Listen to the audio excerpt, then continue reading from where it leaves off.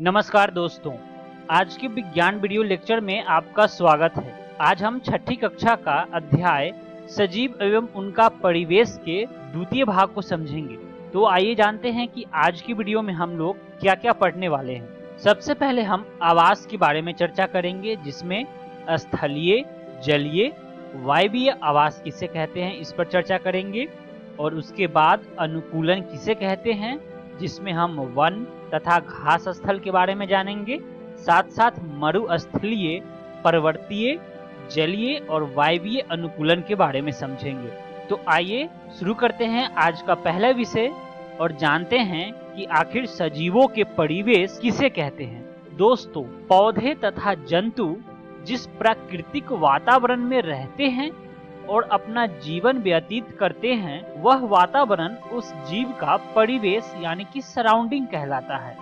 वह स्थान जहां से किसी सजीव को पर्याप्त भोजन, सुरक्षा तथा प्रजनन की अनुकूल दशाएं उपलब्ध होती है, उस जीव का आवास या वास स्थान यानी कि अंग्रेजी में हैबिटेट कहलाता है। आवास परिवेश का ही एक भाग होता है। जैसे कि हाथी स्थल या जमीन पर रहने वाला प्राणी है, लेकिन यह जमीन पर स्थित जंगल का निवासी है। इसी प्रकार केंचुआ भी स्थलीय प्राणी है, लेकिन यह गीली मिट्टी में सुरंग बनाकर रहता है। तो आइए हम चर्चा करते हैं कि आखिर स्थलीय आवास किसे कहते हैं। दोस्तों, स्थल या जमीन पर रहने वाले जीवों का आवास स्थलीय आवास कहलाता है। जैसे वन या वन क्षेत्र में, घास के मैदान में, रेगिस्तान तथा पर्वतीय क्षेत्र या वन क्षेत्र।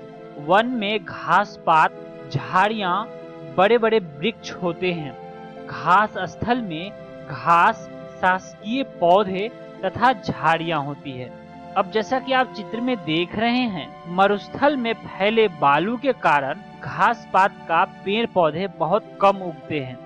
पौधों की कुछ खास किस्में जैसे नागफनी, बबूल, खजूर के वृक्ष आदि उगते हैं। जंतुओं में ऊंट, मरुस्थलीय केकड़े, सर्प तथा मकड़ियां ऐसे स्थानों में पाए जाते हैं। आइए जानते हैं जलीय आवास के बारे में। जलीय आवास दो तरह के होते हैं, मृदु जल या मीठे जल वाले, जैसे कि नदी, तालाब, झील, नहर, नाले। इनमें तरह तरह के जीव जंतु और वनस्पतियां पाई जाती है। समुद्री या खारे जल वाले प्राणी, जैसे कि कई प्रजाति की मछलियां, केकड़े, ऑक्टोपस, डॉल्फिन, व्हेल तथा कई प्रकार की वनस्पतियां मिलती हैं, जैसा कि आप चित्र में देख रहे हैं। आइए जानते हैं वायवीय आवास किसे कहते हैं। ये आवास सामान्यतः वायवीय जंतुओं एवं वैसे जंतुओं के लिए जाना जाता है जो पेड़ों पे रहते हैं। ये मिथ्या नाम है, क्योंकि कोई भी जंतु, यहाँ तक कि पक्षी भी हवा में नहीं रहते। जब ये उड़ना बंद करते हैं तो स्थल पर आना ही पड़ता है, और ये उड़ते समय सो भी नहीं सकते। क्या आपने कभी सोचा है कि मेढक क्यों नहीं उड़ता है और तितली क्यों नहीं तैरती है? हाथी पानी में क्यों नहीं रहता है और ऊंट जंगल में क्यों नहीं रहता है?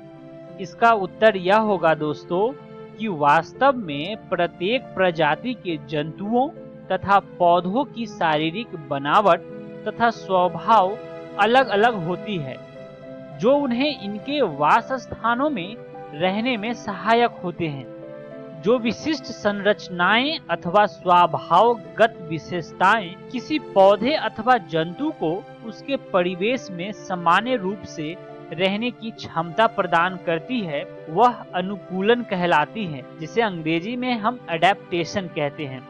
यह स्थलीय यानी कि टेरेस्ट्रियल, वायवीय यानी कि एरियल, मरुस्थलीय, पर्वतीय तथा जलीय सभी जीवों में हो सकता है।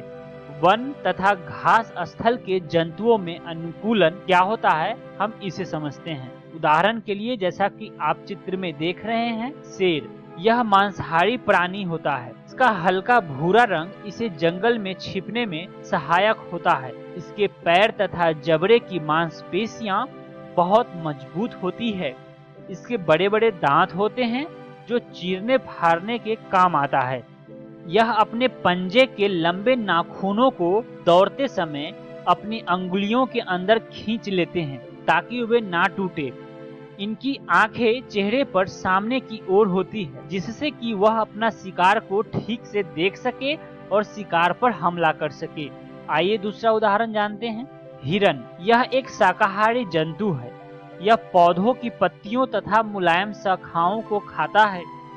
लंबे कानों की मदद से ये शिकारियों की आहट दूर से सुनकर सतर्क हो जाते हैं। लंबे कानों की मदद से ये शिकारियों की आहट दूर से सुनकर सतर्क हो जाते हैं। इनकी पतली और लंबी टांगे इन्हें तेज गति से दौड़ने में सहायक करती है।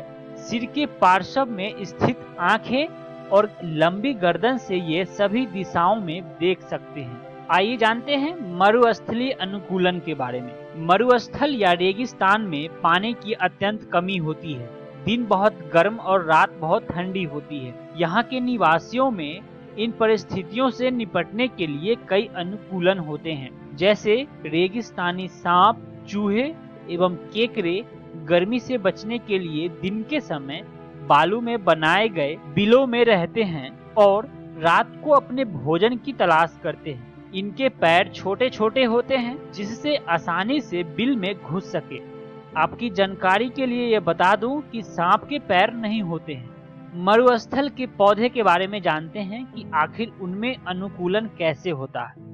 मरुभूमि में पाए जाने वाले पौधों में भी कई विशेषताएं होती है, जैसे कि इनकी जड़ें मिट्टी के नीचे बहुत गहराई तक जाती है। इनका तना मोटा और मांसल होता है, जिससे जल का संचयन हो सके। तने की ऊपरी परत मोटी होती है और इन पर घने रोम होते हैं जो जल के वाष्पन को कम करती है। पत्तियां छोटी सल्क पत्र या कांटों के रूप में होती है। ये जल के वाष्पन दर को घटा देती है ताकि जल का क्षय कम से कम हो सके, जैसा कि आप चित्र में देख रहे हैं। आइए जानते हैं पर्वतीय अनुकूलन क्या होता है। पहाड़ी क्षेत्र के वृक्ष शंक्वाकार होते हैं और कुछ वृक्षों की पत्तियां सुई की तरह पतली होती है ताकि वर्षा का पानी या बर्फ इन पर जमा न हो सके। इन क्षेत्रों के जंतुओं की खाल मोटी होती है और लंबे लंबे बालों से ढकी होती है। पहाड़ी कुत्तों यानी कि झबड़े, याक, पहाड़ी बकरियों आदि के बाल लंबे लंबे होते हैं ताकि इन्हें ठंड न लगे। पहाड़ी भेड़ बकरियों को पहाड़ी ढालों पर चलने में मदद करने के लिए उनके पैर के खुर बहुत मजबूत होते हैं। आइए जानते हैं जलीय अनुकूलन के बारे में। जलीय जंतुओं में अनुकूलन कैसे होता है। मछलियों के शरीर का आकार धारा रेखीय होता है तथा पार्श्व से चिपटा होता है। शरीर का ऐसा आकार इन्हें तैरने में मदद करता है। इनका शरीर सल्कों से ढका होता है और यह शरीर को जल प्रतिरोधी बना देती है। मछलियों के पंख चपटे होते हैं और गति दिशा परिवर्तन के साथ शरीर में जल का संतुलन बनाए रखने में सहायता प्रदान करते हैं। जलीय श्वसन के लिए मछलियों में गलफड़ा होता है। ये सीधे जल से ऑक्सीजन लेते हैं और जल में ही कार्बन डाइऑक्साइड विमुक्त होते हैं। जलीय जीव में अनुकूलन के बारे में हम तो जान चुके हैं, लेकिन आखिर जलीय पौधों में अनुकूलन कैसे होता है। जलीय पौधों के जड़, तने और पत्तियों में विशिष्ट संरचनाएं होती है जो जलीय वातावरण के लिए अनुकूल होती है। जड़ों को जमीन से जल या लवण खींचने की आवश्यकता नहीं होती है, इसलिए इनमें जड़ें कम विकसित होती है या होती ही नहीं है। इनका तना लंबा, मुलायम, खोखला, स्पंजी तथा वायु कोश से भरा होता है ताकि पौधा हल्का होकर तैरता रहे। पूर्णतः जलमग्न पौधों में पत्तियां लंबी रिबन जैसे या कई भागों में विभाजित होती है ताकि इनके बीच जल प्रवाह आसानी से होता रहे। कमल और जलीय लिली जैसे पौधों की पत्तियों के ऊपर चिकनी एक परत होती है जिससे पत्तियों पर जल जमा नहीं हो पाता है। जलकुंभी जैसे पौधों की पत्तियों का पत्र तंत्र का निचला भाग फूला हुआ रहता है तथा इनमें वायु कोश भरा रहता है। आइए वायवीय अनुकूलन के बारे में समझते हैं। पक्षी अपने पंखों की सहायता से हवा में उड़ते हैं तथा छोटे छोटे पैरों की मदद से सतह पर चलते हैं। पक्षियों की अस्थियां मजबूत तथा खोखली होती है, जिसके कारण ये हल्के होते हैं। आगे वाले पैर ही पंख के रूप में परिवर्तित हो जाते हैं।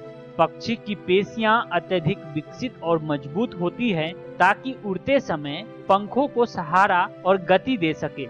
पिछले पैरों की हड्डियां चलने तथा पेड़ की डाल पकड़ने के लिए रूपांतरित होती है। पक्षियों को अधिक ऑक्सीजन की जरूरत होती है। इस आवश्यकता की पूर्ति के लिए इनके शरीर में वायु कोश या वायु की थैलियां होती है। वायु कोश अतिरिक्त फेफड़े की तरह कार्य करता है। इस प्रकार हमने देखा कि विभिन्न प्रकार के सजीव अलग अलग परिवेशों में रहते हैं और उनका शरीर भी इसके लिए अनुकूल हो जाता है। साथ ही सजीवों के विभिन्न लक्षणों से भी अवगत हुए हैं हम। इस प्रकार हम आज के पाठ का सारे विषयों का अध्ययन कर चुके हैं। आइए एक बार फिर से जानते हैं कि आज हमने क्या क्या सीखा। सबसे पहले हमने आवास के बारे में जाना, स्थलीय, जलीय और वायवीय आवास किसे कहते हैं, और उसके बाद हमने अनुकूलन के बारे में जाना, जिसमें हम वन तथा घास स्थल के बारे में समझा, मरुस्थलीय अनुकूलन, पर्वतीय अनुकूलन, जलीय अनुकूलन और वायवीय अनुकूलन किसे कहते हैं इसके बारे में भी समझा। आशा करता हूं कि आप सभी को आज का विषय समझ में आया होगा। मिलते हैं अगली वीडियो में एक नए अध्याय के साथ। धन्यवाद।